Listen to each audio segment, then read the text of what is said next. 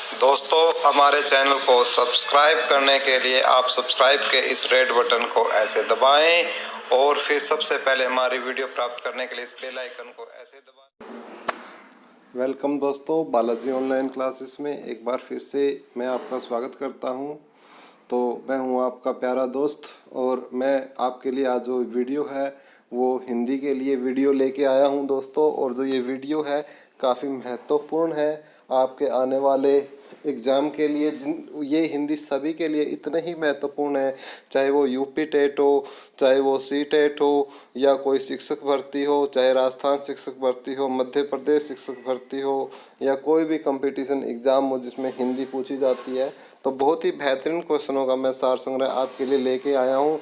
इससे पहले भी मैंने दो भाग में इससे पहले अपलोड कर चुका हूँ। प्लीज़ दोस्तों वो वीडियो भी ज़रूर देखें, क्योंकि बहुत ही बेहतरीन क्वेश्चनों का सार संग्रह मैं आपको लेके आया हूँ। और दूसरी बात मैं महत्वपूर्ण आपको ये बताना चाहता हूँ कि हम चाहे थोड़ा सा टाइम लग जाए, लेकिन हम इसी वीडियो में आपको ये क्वेश्चन अभी के अभी यहीं के यहीं आपको याद करने हैं और वीडियो को अंत तक देखना है।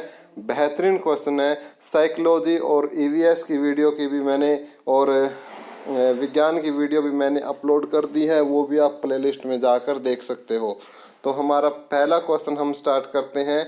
इससे पहले आप वीडियो को लाइक ज़रूर कर दो। बहुत ही बेहतरीन क्वेश्चन, शानदार क्वेश्चन हम आपके लिए लेके आए हैं कि किस युग को आधुनिक हिंदी कविता का सिंह द्वार कहा जाता है।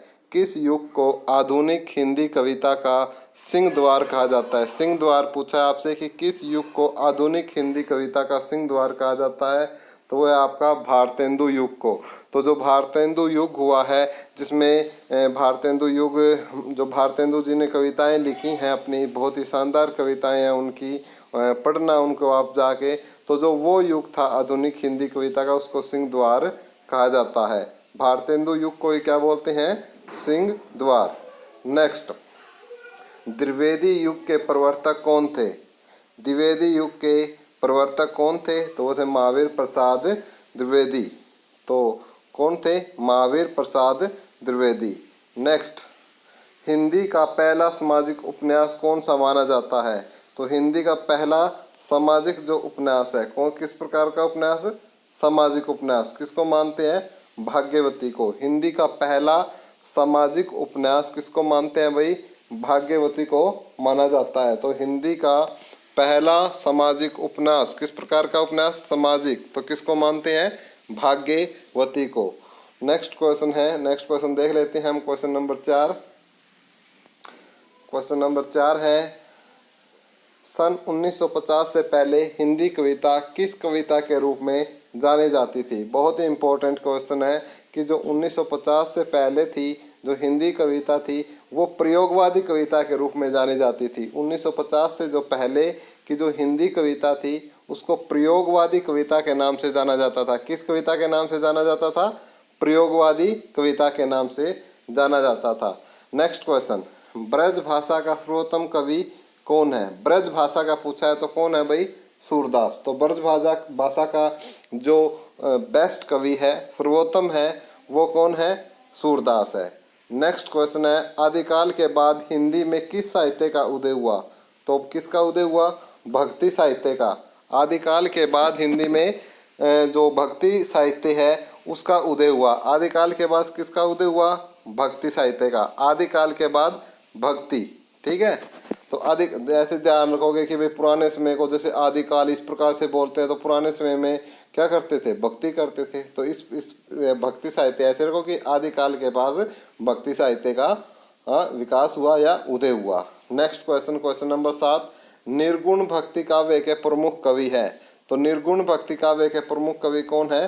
कबीरदास है। निर्गुण, निर्गुण यानी कह सकते हो कि कबीर निर्गुण है भाई। याद रखने के लिए ट्रिक बना लो कि कबीर निर्गुण है और सूरदास ब्रज में वासी करते हैं, ब्रजवासी हैं। तो इस प्रकार से याद रखने के लिए आप अपने दिमाग में एक अलग सी एक इमेज बना लो, ताकि जब वो एग्जाम में आए तो वो इमेज है वो उकर कर सामने आ जाए आपके। तो कबीरदास क्या है? निर्गुण भक्ति काव्य के प्रमुख कवि। ठीक है। नेक्स्ट क्वेश्चन नंबर 8 देख लेते हैं कि किस काल को स्वर्ण काल कहा जाता है। तो किस काल को कहा जाता है? स्वर्ण काल भक्ति काल को। नेक्स्ट क्वेश्चन है, हिंदी का आदि कवि किसे कहा जाता है? तो हिंदी का आदि कवि बोला जाता है स्वयंभू को। हिंदी का आदि कवि किसे माना जाता है? स्वयंभू को। नेक्स्ट, आधुनिक काल का समय कब से माना जाता है? आधुनिक काल, जो हिंदी का जो आधुनिक काल है वो कब से माना जाता है भाई? 1900 से अब तक। कब से कब तक? 1900 से लेकर जो अब तक का काल है उसको आधुनिक काल का समय माना जाता है। 1900 से लेकर अब तक का जो समय है उसको क्या माना जाता है? आधुनिक काल का समय। नेक्स्ट, जयशंकर प्रसाद की सर्वश्रेष्ठ रचना कौन सी है? तो जयशंकर प्रसाद की सर्वश्रेष्ठ रचना है भाई काम्यानी। कई बार डायरेक्ट पूछा जाता है कि काम्यानी के रचयिता कौन है, तो तब भी आपको आंसर देना है कौन? जयशंकर प्रसाद। जयशंकर प्रसाद किसके रचयिता है? काम्यानी के। ठीक है, तो ये दोनों याद रखनी है, काम्यानी, जयशंकर प्रसाद। ठीक है भाई, जैसे भी क्वेश्चन घुमा के पूछ ले आपको आंसर जरूर देना है। जयशंकर प्रसाद की ने कौन सी रचना की थी जो उनकी सर्वश्रेष्ठ थी? कामयानी। नेक्स्ट क्वेश्चन देखते हैं भाई 12वां। बिहारी ने क्या लिखे? बिहारी ने क्या लिखे भाई? बिहारी ने दोहे लिखे थे। याद रखोगे, दोहे कौन लिखे? किसने लिखे दोहे? बिहारी ने। बिहारी ने क्या लिखे थे? दोहे। नेक्स्ट क्वेश्चन 13वां, कबीर किसके शिष्य थे? तो कबीर थे भाई रामानंद के। किसके? रामानंद के। किसके थे? कौन से नंद के थे? रामानंद के। कौन थे? कबीर। क्या थे? शिष्य। क्लियर है? Next question, question number 14, Padmavat महाकाव्य कौन सी भाषा में लिखा गया है? तो जो पद्मावत महाकाव्य है वो अवधी भाषा में लिखा हुआ है। इसको आप पद्मावत मूवी से रिलेट करके रख सकते हैं, अवधी भाषा से लिखा गया है। तो पद्मावत महाकाव्य कौन सी भाषा में लिखा गया है? अवधी भाषा में। नेक्स्ट क्वेश्चन, क्वेश्चन नंबर 15, चंपू किसे कहा जाता है? चप्पू। चप्पू किसे कहा जाता है? तो चप्पू बोला जाता है गद्य और पद्य मिश्रित रचनाओं को। गद्य और पद्य जो मिश्रित रचनाएं हैं उनको क्या कहा जाता है? चप्पू कहा जाता है। गद्य और पद्य की जो मिश्रित रचनाएं हैं उनको क्या बोलते हैं हम? चप्पू। चप्पू बोला जाता है गद्य और पद्य की मिश्रित रचनाओं को। नेक्स्ट क्वेश्चन है हमारा 16वां क्वेश्चन, कलाधर उपनाम से कविता कौन से कवि लिखते थे? कलाधर। कौन सा दर? कौन सा दर भाई? कलाधर। कलाधर उपनाम से कौन से कवि लिखते थे कविता? तो वो थे जयशंकर प्रसाद। और इनकी सर्वश्रेष्ठ जो रचना कौन सी थी? काम्यानी। डिस्कस कर चुके हैं, याद रखना, पूछी जाती है ये एग्जाम में। नेक्स्ट हमारा क्वेश्चन नंबर 17, रस निधि किस कवि का उपनाम है? कौन सा निधि? कौन सा निधि भाई? देखते हैं दोबारा से, रस निधि। कौन सा निधि भाई? रस निधि। तो रस निधि से कौन से कवि का उपनाम है ये? पृथ्वी सिंह का। और कलाधर जयशंकर प्रसाद का और रस निधि पृथ्वी सिंह का। दोनों अच्छे तरीके से मैं उम्मीद करता हूँ आप जरूर याद कर लिए होंगे। उसके बाद 18वां क्वेश्चन देखते हैं कि प्रेमचंद्र के अधूरे उपन्यास का नाम है। तो प्रेमचंद्र का जो अधूरा उपन्यास है उसका नाम है मंगलसूत्र। प्रेमचंद के अधूरे उपन्यास का क्या नाम है भाई? मंगलसूत्र। मंगलसूत्र क्या है भाई? आपका प्रेमचंद द्वारा लिखा है लेकिन अधूरा उपन्यास है। नेक्स्ट क्वेश्चन है 19वां, हिंदी का सर्वाधिक नाटककार कौन है? तो वो है Jaishankar Prasad. Next question 20वां question है कि तुलसीकृत रामचरितमानस में कौन सी भाषा का प्रयोग किया गया है? तो तुलसीकृत रामचरितमानस में अवधी भाषा का। तो जो रामचरितमानस है उसकी भाषा है वो कौन सी है? अवधी है। तो तुलसीकृत रामचरितमानस में अवधी भाषा का प्रयोग किया गया है। नेक्स्ट, एकांकी के जन्मदाता कौन है? एकांकी के जन्मदाता है भाई धर्मवीर भारती। धर्मवीर भारती किसके जन्मदाता है? एकांकी के। एकांकी के जन्मदाता कौन है? धर्मवीर भारती। नेक्स्ट क्वेश्चन 22वां, मीराबाई ने किस भाव से कृष्ण की उपासना की? तो कौन से भाव से? माधुर्य भाव से। मीराबाई ने किस भाव से कृष्ण की उपासना की? माधुर्य भाव से। नेक्स्ट क्वेश्चन है 23वां, रामचरितमानस का प्रधान रस है। तो रामचरितमानस का प्रधान रस क्या है भाई? शांत रस। रामचरितमानस का प्रधान रस क्या है?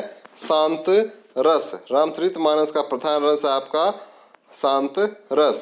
नेक्स्ट क्वेश्चन देख लेते हैं, 24वां क्वेश्चन। सबसे पहले अपनी आत्मकथा हिंदी में किसने लिखी? तो सबसे पहले अपनी आत्मकथा हिंदी में लिखने वाले थे डॉक्टर राजेंद्र प्रसाद। डॉक्टर राजेंद्र प्रसाद ने सबसे पहले जो अपनी आत्मकथा थी वो किस में लिखी थी? हिंदी में लिखी थी। नेक्स्ट है 25वां क्वेश्चन। हिंदी कविता का पहला महाकाव्य कौन सा है? पृथ्वीराज रासो। हिंदी कविता का पहला महाकाव्य था पृथ्वीराज रासो। कौन सा रासो? पृथ्वीराज रासो। जिसके रचयिता कौन थे? चंदर बरदाई। कौन थे जिसके रचयिता? चंदर बरदाई। हिंदी कविता का पहला महाकाव्य कौन था? वो है पृथ्वीराज रासो और जिसके रचयिता कौन है? चंदर बरदाई। क्लियर है। Next question, question number 26। Hindi के सर्वप्रथम प्रकाशित पत्र का नाम क्या था? उदंड मार्तंड। जो हिंदी में सबसे पहले प्रकाशित हुआ था समाचार पत्र वो था उदंड मार्तंड। उदंड मार्तंड बहुत ही इंपॉर्टेंट है दोस्तों, बहुत बार पूछा जाता है ये। नेक्स्ट क्वेश्चन है 27वां। हिंदी साहित्य की प्रथम कहानी है। हिंदी साहित्य की जो प्रथम कहानी है वो कौन सी है? इंदुमती। हिंदी साहित्य की प्रथम कहानी कौन सी है? इंदुमती। कौन सी मती? इंदुमती। क्या है हिंदी साहित्य की प्रथम कहानी? दोस्तों ये हिंदी की क्लास आप बालाजी ऑनलाइन क्लासेस के सौजन्य से देख रहे हो दोस्तों। और दोस्तों यदि आपको वीडियो पसंद आ रही है तो प्लीज़ वीडियो को लाइक ज़रूर कर दें, वीडियो को शेयर ज़रूर कर दें। व्हाट्सएप पे, फेसबुक पे काफ़ी सारे एजुकेशनल ग्रुप बने हुए होते हैं, प्लीज़ वहाँ शेयर कर दें। अपने मित्रों, दोस्तों, रिश्तेदारों को हमारे चैनल के बारे में बताएं जो तैयारी कर रहे हैं कॉम्पिटिशन्स एग्ज़ाम्स की दोस्तों। और जो नए हैं वो प्लीज़ चैनल को सब्सक्राइब कर लें और नोटिफिकेशन को ऑन कर लें ताकि जब भी वीडियो आए तो आप तक पहुँचती रहे। प्रश्न 28वां हमारा कि आंचलिक रचनाएं किससे संबंधित होती है? आंचलिक रचनाएं किससे संबंधित होती है? तो होती है क्षेत्र विशेष से। आंचलिक रचनाएं क्षेत्र विशेष से संबंधित होती है। क्षेत्र विशेष से संबंधित कौन सी रचनाएं होती है? आंचलिक रचनाएं। नेक्स्ट क्वेश्चन है क्वेश्चन नंबर 29। पृथ्वीराज रासो किस काल की रचना है? तो किस काल की है भाई? आदिकाल की। और ये हिंदी की फर्स्ट महाकाव्य है पृथ्वीराज रासो। आदिकाल की रचना है ये। नेक्स्ट है क्वेश्चन नंबर 30। हिंदी गद्य का जन्मदाता किसको माना जाता है? हिंदी गद्य का जन्मदाता जो गद्य पद होता है उसको बोलते हैं भारतेंदु हरिश्चंद्र जी। तो भारतेंदु हरिश्चंद्र जी को क्या है? हिंदी जो गद्य का जन्मदाता है वो माना जाता है। नेक्स्ट क्वेश्चन देख लेते हैं दोस्तों अपने इसी कड़ी में अपना 31वां क्वेश्चन। कवि कालिदास की अभिज्ञान शाकुंतलम का हिंदी अनुवाद किसने किया? कवि कालिदास की अभिज्ञान शाकुंतलम। कौन सी शाकुंतलम? अभिज्ञान शाकुंतलम। अभिज्ञान शाकुंतलम किसने लिखी है? ये किसकी रचना है? कालिदास की। ये भी एग्जाम में पूछा जाता है कि अभिज्ञान शाकुंतलम किसने लिखी? तो किसने लिखी भाई? कालिदास ने लिखी। और क्वेश्चन इसमें पूछा गया है कि इसका हिंदी अनुवाद किसने किया? तो इसका हिंदी अनुवाद किया गया था राजा लक्ष्मण सिंह द्वारा। किस द्वारा? कौन से राजा द्वारा? लक्ष्मण सिंह द्वारा। क्लियर है। अभिज्ञान शाकुंतलम कालिदास की एक रचना थी जिसका हिंदी में अनुवाद राजा लक्ष्मण सिंह ने किया था। क्लियर है भाई। 31वां क्वेश्चन। नेक्स्ट देखिए फिर 31वें के बाद हमारा 32वां क्वेश्चन है कि पद्य साहित्य को कितने भागों में बांटा गया है? पद्य साहित्य को कितने भागों में बांटा गया है? तो कितने में बांटा गया है भाई? 15 में बांटा गया है। तो पद्य जो साहित्य है उसको कितने भागों में बांटा गया है भाई? 15 है भागों में आपका जो पद्य है साहित्य है उसको बांटा गया है। नेक्स्ट क्वेश्चन देख लेते हैं 33वां क्वेश्चन। कवि नरेंद्र शर्मा ने राष्ट्रपिता महात्मा गांधी के निधन से प्रभावित होकर कौन सी रचना की? कवि देखो क्या पूछा है, कौन से कवि ने? नरेंद्र शर्मा ने। किसकी मृत्यु पर? राष्ट्रपिता महात्मा गांधी की निधन पर उनसे अफेक्ट होकर उन्होंने कौन सी जो रचना की थी? तो उन्होंने रचना की थी रक्त चंदन की रचना की। किसकी रचना की? रक्त चंदन की, रक्त चंदन की रचना की। ठीक है, किसकी रचना की? रक्त चंदन, रक्त चंदन की रचना की। ठीक है, तो ये किसने की रक्त चंदन की रचना? कौन से कवि? नरेंद्र शर्मा। कौन से शर्मा? नरेंद्र शर्मा, ईशांत शर्मा नहीं, नरेंद्र शर्मा। और किसकी मृत्यु से, किसके निधन से प्रभावित होकर की? राष्ट्रपिता महात्मा गांधी से। क्या है रचना का नाम? रक्त चंदन। याद रखोगे, बिल्कुल इंपॉर्टेंट है ये। नेक्स्ट क्वेश्चन देख लेते हैं, 34वां क्वेश्चन। नाट्य शास्त्रों द्वारा अमान्य रस कौन सा है? कि कौन सा रस? अमान्य, जो कि मान्य नहीं है। और किसके द्वारा मान्य नहीं है? नाट्य शास्त्रकारों द्वारा। तो वो है आपका विभत्स रस। कौन सा रस? विभत्स रस। क्या है? अमान्य रस है। विभत्स जो रस है वो किस प्रकार का रस है? आपका अमान्य रस है। नेक्स्ट है 35वां क्वेश्चन। काव्य शास्त्र का प्राचीनतम नाम क्या था? तो अलंकार शास्त्र। काव्य शास्त्र का प्राचीन नाम था अलंकार शास्त्र। तो अलंकार काफी यूज किए जाते हैं ना, इसलिए इसको काव्य शास्त्र न कहकर प्राचीन समय में इसको अलंकार शास्त्र बोला जाता था, जो कि अब बदल कर क्या हो चुका है? काव्य शास्त्र बन चुका है। नेक्स्ट है 36वां क्वेश्चन। रीति संप्रदाय के संस्थापक कौन थे? आचार्य वामन। रीति संप्रदाय के संस्थापक कौन थे? रीति, कौन सी संप्रदाय? रीति तो उसका नाम है आचार्य वामन। कौन सा वामन? आचार्य। और कौन सा? वामन, आचार्य वामन।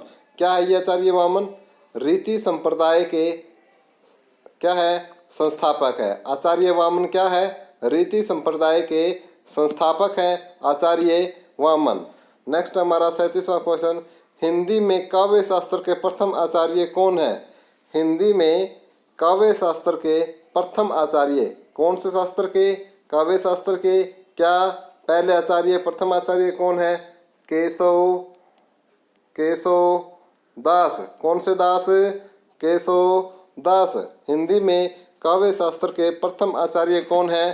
केशव दास। दोस्तों ये हिंदी की क्लास, ये हिंदी का जो सेशन है आप बालाजी ऑनलाइन क्लासेस के सौजन्य से आप देख रहे हो। दोस्तों प्लीज़ यदि वीडियो को पसंद आ रही है, मेरी आपसे हाथ जोड़ के रिक्वेस्ट है, प्लीज़ वीडियो को लाइक ज़रूर करें। वीडियो को शेयर ज़रूर करें फेसबुक पे या व्हाट्सएप पर, जहाँ भी आप कर सकते हो, जहाँ तक आपकी पहुँच है वहाँ तक वीडियो को पहुँचाएं दोस्तों। और अपने मित्रों रिश्तेदारों को हमारे चैनल के बारे में बताएं। बहुत ही शानदार चैनल हम आपके लिए बना रहे हैं और भी बेहतरीन क्वेश्चन हम आपके लिए लेके आ रहे हैं दोस्तों। और दोस्तों देखिए नेक्स्ट क्वेश्चन देख लेते हैं। नेक्स्ट क्वेश्चन देखते हैं कि साहित्य शब्द किस शब्द से बना है? साहित्य शब्द से बना है। नेक्स्ट है आपका हिंदी साहित्य में जीवनी साहित्य का प्रारंभ कौन से युग में हुआ?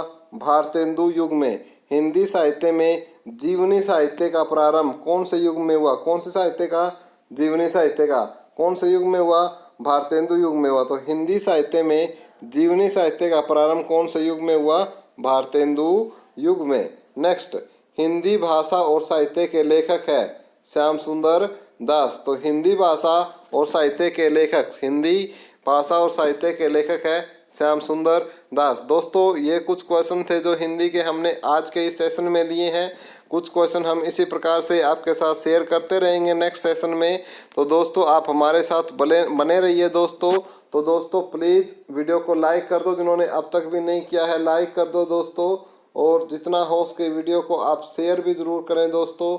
और जो नए व्यूवर्स हैं वो प्लीज़ चैनल को पहले सब्सक्राइब ज़रूर कर ले और बेल आइकन को दबा लें दोस्तों। बहुत ही शानदार चैनल है, यदि आप बहुत अच्छी जगह आए हो आपको बहुत अच्छा मटेरियल हम प्रोवाइड करेंगे दोस्तों। इसी के साथ हम आपसे विदा चाहते हैं। बाय दोस्तों, हैव ए नाइस डे।